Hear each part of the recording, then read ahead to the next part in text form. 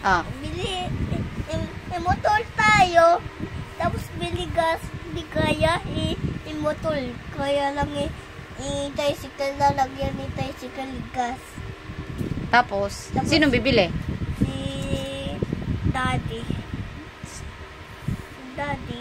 Tapos lalagyan ni luto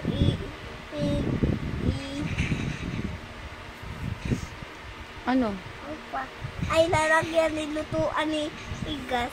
Para magluluto na, bibiling gas, tangke. Para makakapagluto ulam.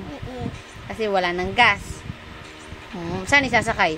Si tricycle. Tricycle kasi Di kaya yung motor. hindi kaya sa motor. Mabigat. Oo. Oo. Tricycle lang.